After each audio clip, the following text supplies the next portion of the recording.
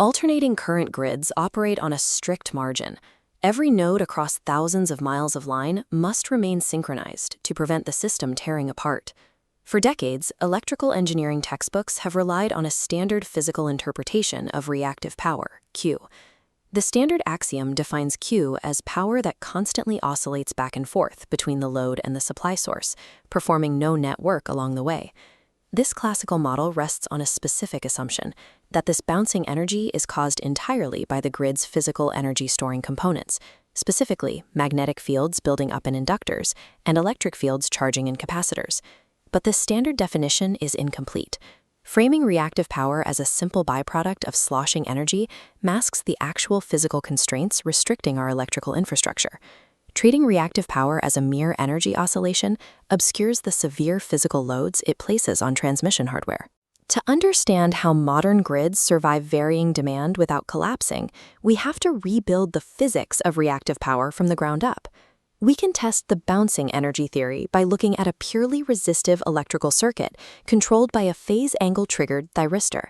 A thyristor is a semiconductor switch that regulates alternating current by turning it on and off at specific points in the wave cycle. This specific circuit is critical for one reason: it contains absolutely zero energy-storing elements. There are no inductors to generate magnetic fields and no capacitors to store electric charge. Here, sine wave U is voltage and curve I is current. A delay forces them out of sync, creating distorted spikes at 135 and 315 degrees. The current never enters negative power territory. No energy returns, yet this circuit draws significant reactive power. The lack of returning energy breaks the classical model. Reactive power is actually a measure of the extra apparent current a system demands when the voltage and current are pushed out of phase, or when the current waveform becomes distorted. Reactive power is an artifact of current requirements. It is not energy storage. And because it requires physical current to flow through the wires, it imposes a severe physical constraint on transmission capacity. When we redefine Q as an excess current requirement, the problem shifts from abstract mathematics to the physical reality of moving electricity over a distance. Transmitting real working power down a high-voltage line requires current, but physical transmission cables possess strict thermal limits. Push too many total amps through a copper or aluminum conductor, and the metal will overheat, sag, and eventually fail. Think of a transmission line like a worker carrying buckets of water up a ladder to a reservoir. The total weight that worker can physically hold on the ladder represents the line's absolute maximum thermal current limit. When voltage and current alternate in perfect synchronization, every drop of water in that bucket is real working power. But when they fall out of sync, the transmission line is forced to carry a heavier total current that includes the out-of-phase reactive component.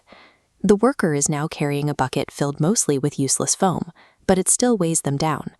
Every single amp of reactive current consumes a finite portion of the line's thermal capacity, leaving less physical room for the active current that does actual work. This creates a severe transmission penalty. Forcing a power plant to ship reactive power over long distances is highly inefficient, physically choking the real power output of the interconnected grid. Beyond hitting the thermal ceiling, this extra reactive current creates a second, far more dangerous problem for the localized voltage profile of the grid. To understand why, we have to look at the electrical properties of the transmission cables. Long-distance overhead lines possess a high inductive line reactance, denoted mathematically as X sub L.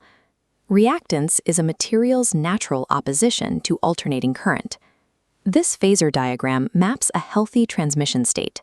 The V sub S vector represents the sending voltage at the power plant, and the V sub R vector represents the receiving voltage at a local substation. When a local industrial site turns on heavy machinery, it draws reactive load current, represented here as the I sub X vector.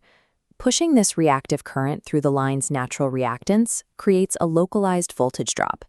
Mathematically, this voltage drop is equal to J times I sub X times X sub L. The J indicates that this new vector pulls exactly 90 degrees out of phase.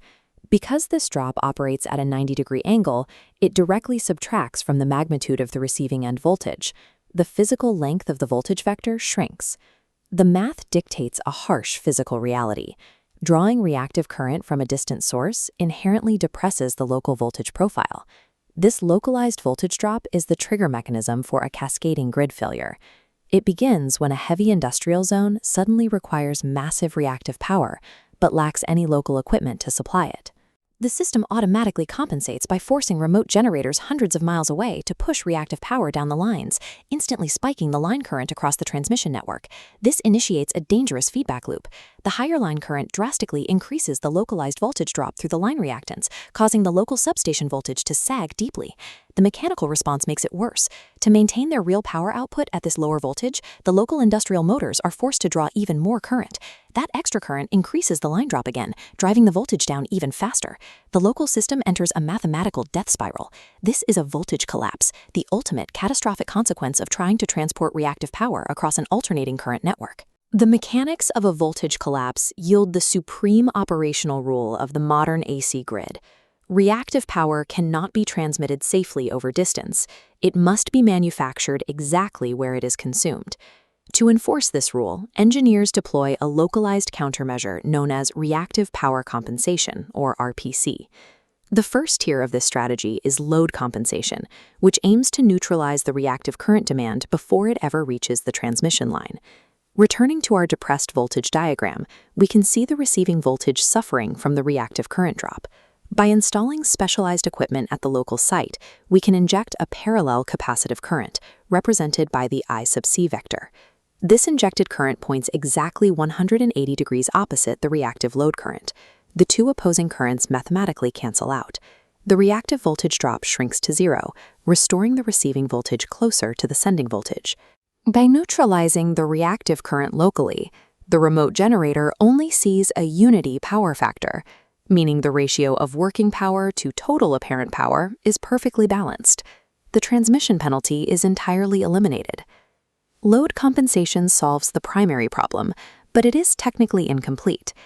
Even at a perfect unity power factor, the active working current still causes a slight baseline voltage drop through the line's reactance. To correct this, grid operators use an advanced tier called system compensation. They inject an additional capacitive current, over and above what the local load requires, to counteract that baseline active current drop. This intentional overcompensation locks the receiving end voltage magnitude to be perfectly equal to the sending end voltage magnitude. The grid is totally stabilized. Translating these vectors into physical reality requires massive hardware. Utilities rely on shunt capacitor banks, static VAR compensators, and massive rotors called synchronous condensers. The physical scale of these installations is immense, designed to switch parallel capacitors in and out of the circuit in fractions of a second to match the exact mathematical deficit of the local load. These compensators are not generating actual working energy. They are locally manufacturing the precise phase-shifted current required to uphold the invisible mathematical scaffolding of the AC grid, preventing systemic collapse and ensuring the real power has a path to reach its destination.